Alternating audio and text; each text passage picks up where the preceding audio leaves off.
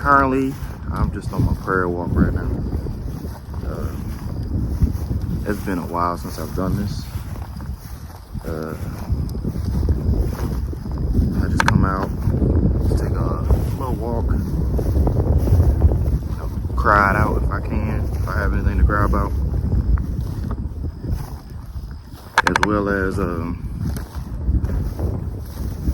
just praying to God, talking to God, just having a one-on-one with Him, getting away from all the distractions. Usually I don't take my phone with me, but I thought, why not take a video, either during my prayer walk or before or after. So I decided just to do it during it, not to show off or showboat, anything like that. And it's crazy because as I'm walking, there's a lot of thorns in the ground. I forgot what these little bushes are called, but I'm sitting here, I have to dodge left and right. Just be careful how I walk and where I step, which I guess is a message in itself, right? Matter of fact, I'm gonna show y'all if I can.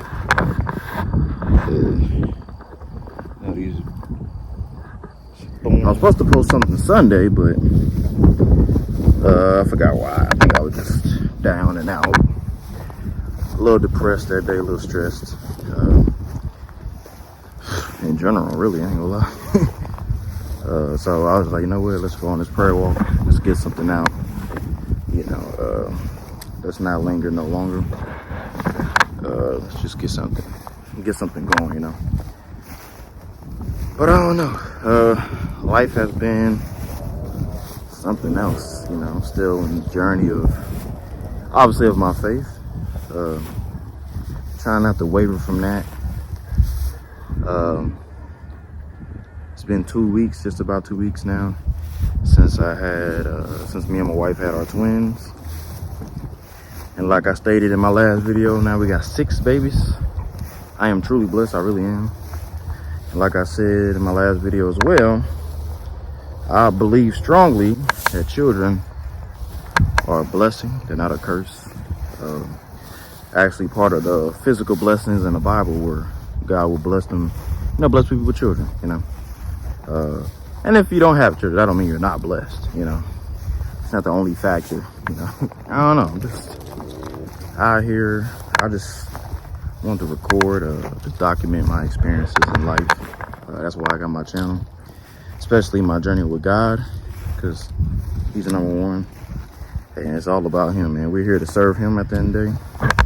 We're here to please Him. We're here for a purpose. He is the designer, He is the creator, He is the Father.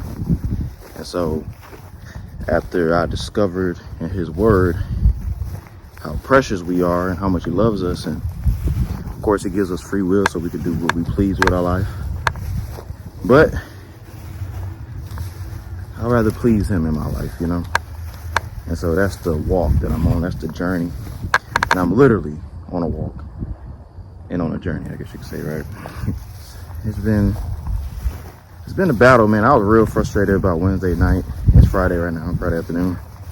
I was just real frustrated. There's a lot going on inside my home and even inside my mind, I guess you could say. But it's beautiful out here, though. I'm not gonna lie. Let's take a look around. Just a little area that I walk sometimes. Yeah, I try to get away from all the noise, You still hear the roads and dogs barking and stuff like that, or the cars and the roads, I should say, but it's more quiet. It's a little bit more quiet, a little bit more peaceful, I guess you could say. But yeah, I don't know. I ain't got much right now. I just want to speak to my people, I guess, to y'all, encourage y'all in any way possible, while encouraging myself as well. Like the word says, how David basically encouraged himself in the Lord.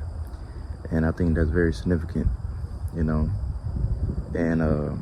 very, I guess, beneficial when you can do it. You can go in God's word and just encourage yourself, because sometimes, you're not always going to have people there for you when you want them to be.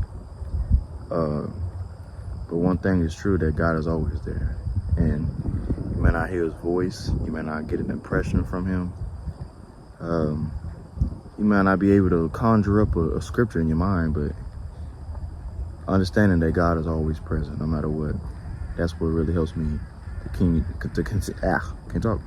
continue to go through the day, go through the week, go through my life, just trying to honor him and bring glory to his name. Back to my other video too, like it was about forgiving yourself and loving yourself, basically. And that has been a journey for sure. It has been a hard journey, because you know, we can be so hard on ourselves because we expect so much from ourselves too. The reason we lack confidence sometimes, or at least confidence in ourselves, is because we haven't kept our own word to ourselves. So we may say, yeah, I'm gonna go do this, I'm gonna go do that, but then procrastinate or just be lazy or whatever the case may be, and we don't end up keeping our word. So that kind of lowers our confidence or our trust in ourselves, and it happens. And so how do you get up from there? I guess that's the real question. And because at the end of the day, you gotta understand that you are a man, or a human being, I should say. So how do we go from there, right? When we don't trust, we seem to not trust ourselves. I believe that, I guess the first step in trusting yourself is really trusting in God and who God made you to be. I think that should be first, rather than, as they teach now, you know, oh, you gotta trust yourself, but yet you fail yourself every single time, or more often than none, you know, or more often than what you want, I guess you could say. So it's like, what do we do from there? How do we step up from there? So I think back to what, you know, David did, right? Encouraging himself in the Lord, right? He confided in the Lord. And it's funny because the men and women of scriptures of faith that us believers look up to, at the end of the day, they were men, they were women, they were human beings who looked to a higher power for their power, I guess you could say, right?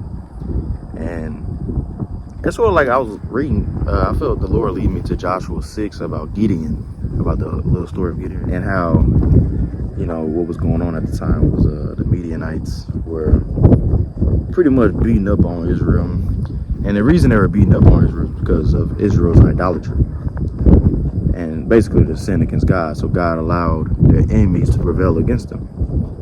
And I remember just reading it like, interesting. So there's a pattern, right? It starts with sin, and because it said they did evil in the sight of the Lord, I'm like, it didn't give no explanation, which is fine. God doesn't have to explain himself. And so then eventually it said that they were, like God sent a prophet every year, and the prophet was telling the people how, you know, they were committing idolatry, and God warned them and told them not to do that when they first left Egypt, you know, with the 10 Commandments and stuff like that. I think it's the first and second commandment that kind of goes around idolatry.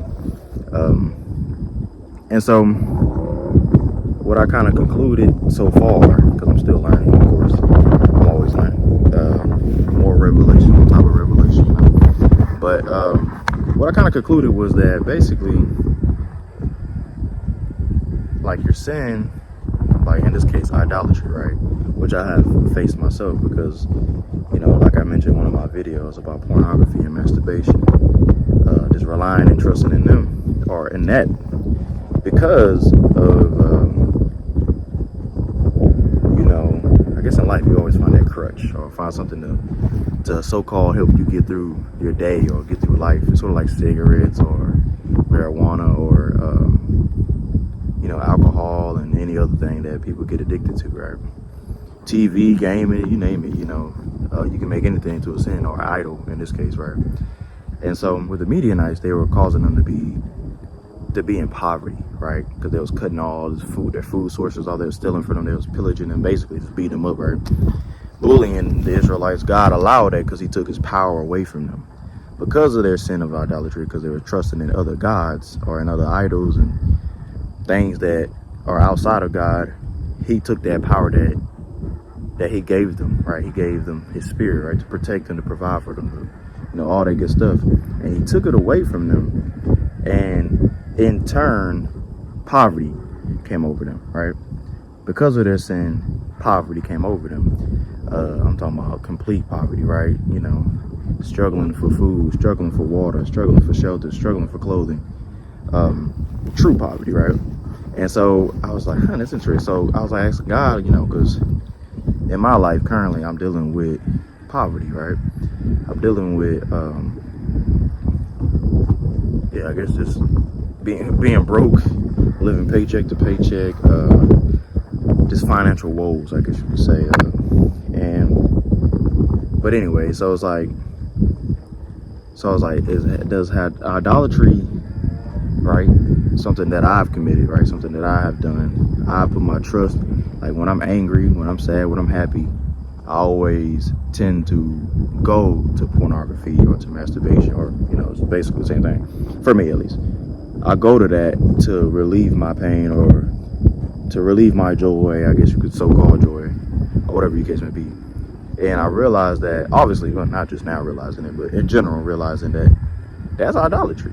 That's idolatry. Like when you're upset, when you're angry, when you're happy, or when you're frustrated, when you're stressed, you shouldn't go to the alcohol, to the drugs, to the tobacco, or whatever, to porn, or to the last person you're in a relationship with, or whatever, right?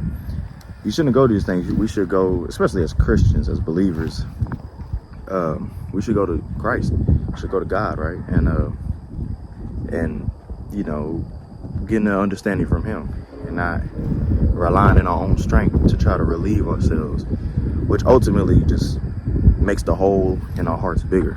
But so it's like, I don't know, I thought I'll share that with y'all so far, but I don't know, it's just that really touched me. And I was just looking at Gideon, and how Gideon, he was talking about, like, basically how he was chosen by God, right? He said the angel of the Lord was under this oak tree, right, at Gideon's father's house. And Gideon was threshing wheat in a wine press, which you don't thresh wheat in a wine press. But the reason he was doing that is because he was hiding from the Midianites and the enemies, and so they won't come and steal it, And so the Lord, or the angel of the Lord, whoever, the Lord ultimately was telling him, the first thing he said to Gideon, very first thing he said to Gideon, he was like, here we go. He said, the Lord is with you. And he said, mighty man of valor. Or another translation might say war. Another one may say bravery, or a man of bravery, or a man of confidence, or whatever. Or courage. There we go. That's another word for it too. And I thought that was interesting because it's like God he didn't call him something that he was in that moment, right? I guess you could say scared, because he's threshing wheat in the wine press. He's trying to hide it from his enemies. But God called him, he said, first and foremost, basically God said, like, I am with you, right? The Lord is with you, mighty man of valor, a man of war, a man of bravery, or courage. And then what Gideon said after was, okay, basically like, yeah, I heard about all the good things that God has done for our people, But he said, if you're with us, then why are we going through all these things, right? What did he say? He said, have I not called you basically to do that now, to give your people freedom from your oppressors, basically? And God was like, basically, I got you, I'm with you, so go forward. And that's such a great message for me, because there's times where I'm timid and I'm scared, but yet God calls me otherwise, right?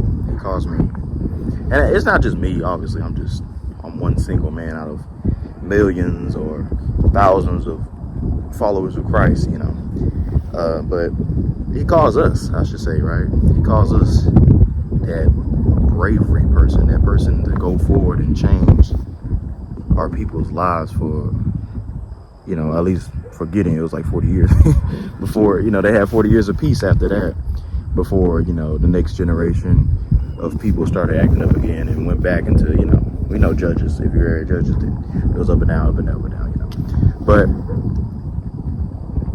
and so it was like, at least for my generation, right? For my children, and hopefully for their children, I kind of want to, I want to be that person that frees my family up from, you know, from our many woes, I guess you could say, from generational curses and, you know, financial struggles and, you know, whatever else, you know, whatever else I can hit, you know, help with, be generous with. And I remember too, I did this deliverance ministry thing that I went to. It was a wife and husband, and they was taking me through my deliverance, right, from pornography. And one of the things that I experienced with the Lord at that moment was hearing Jesus said that I was wealthy. And also another word that he gave me, he put a cape over me, right, like a robe, whatever, like a like a royal robe, and on the back it said righteous. Even though I was wicked, right, in a sense, right, even though I was in my sins, he called me righteous. And so, you know, because God, I figured out that basically God doesn't see you how we see ourselves or how other people may see you based off your past or based off of whatever they define as successful or whatever they define like the world or other people or your family, your friends. Despite what they know about you, you know, who you are, God sees you as who you're meant to be and who you are even now, right? Because that seed that's inside of you that he planted, right? Especially as believers, he planted that incorruptible seed in us, and he expects a return, right? Which he will have a return on his believers, right? And so it's all about being patient, right? Patience is an interesting word, man. I heard that patience, the main key word in the definition of patience, at least that I found, is suffering. Like, sort of like taking it on the chin while you're going through some struggles or going through suffering. Patience is all about like suffering for right, for doing what is right. And like that hope that we are expecting to be fulfilled, because hope is not a wish. It's a literal, like, I know what's going to happen. It's an expectation of something good to happen.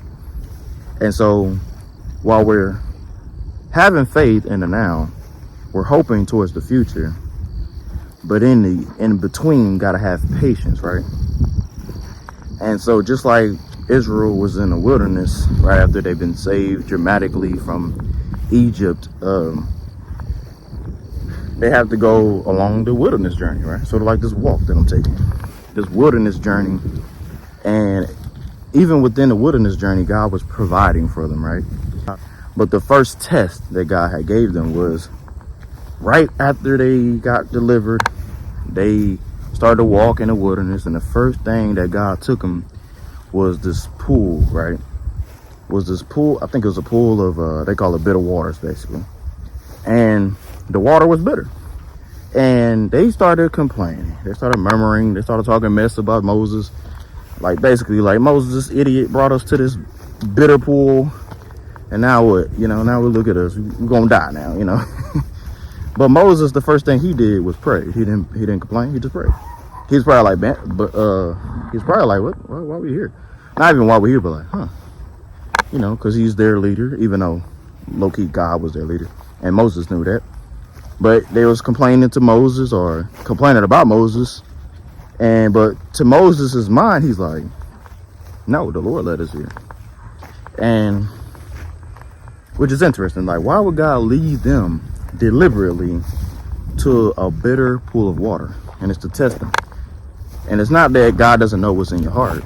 No, he wants to expose to you what's already in your heart, right? So when things get bad, and then this nature, I guess you could say, or something arises up in you, and you're like, hold up.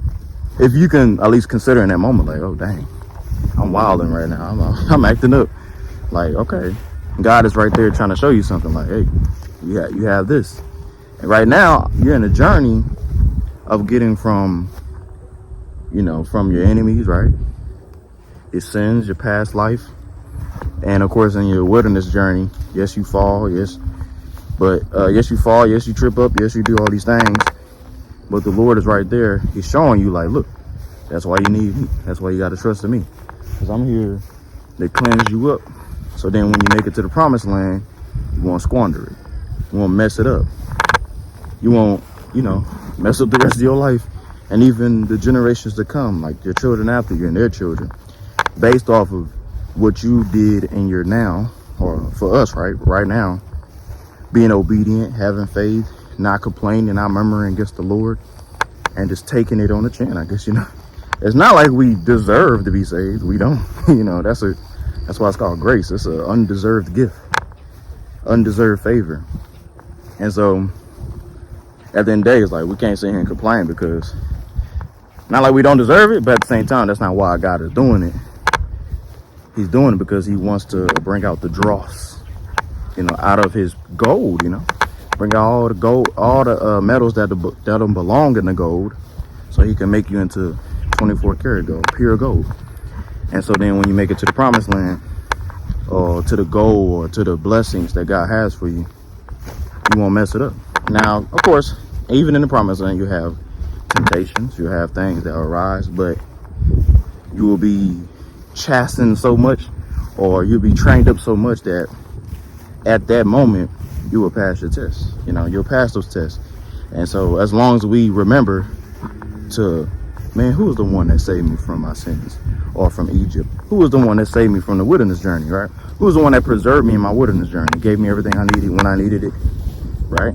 It was the Lord. So therefore, now that I'm in the promised land and things arise, I can't sit here and be like, you know, oh, God is not gonna save me, you know, whatever. Nah. He's been there when you're bad and you're ugly. You don't think he will be there and it's good, but you know, we have a tendency to, when we finally reach success, to push God out. Like, I don't feel the need. I don't see why I need God no more. But it's like, well, you need God to help you manage the success, because it's not easy. You can't do that alone. Imagine trying to manage, like, you go from managing $200, $300 every paycheck, or $800, $1,000 every paycheck, whatever, right? To managing, just speaking about money, right? To managing $1 million to tens of millions of dollars every week. You know, that's a huge jump. And so you need the Lord, even with the little as well as the much. You always need God. So, you know, I know there's a constant struggle with a lot of people when they finally make it. They feel like it was themselves that made it, but it wasn't. It was God. Yeah, so that's all. I just want to touch on those things. Hopefully that helps. You know, it helps me a little bit, you know, encouraging myself, I guess, right? Partially why I'm on this prayer walk. Haven't really prayed as of yet, but when I started walking, I got about a good distance. I didn't know really what to pray, you know. I guess the prayer that I already made was in my phone. I put a little prayer in my phone. It was just prayer over my financial, you know, state and how to go forward in that, you know. But because I want to do it the Lord's way. I don't want to do it my way. I did my way already.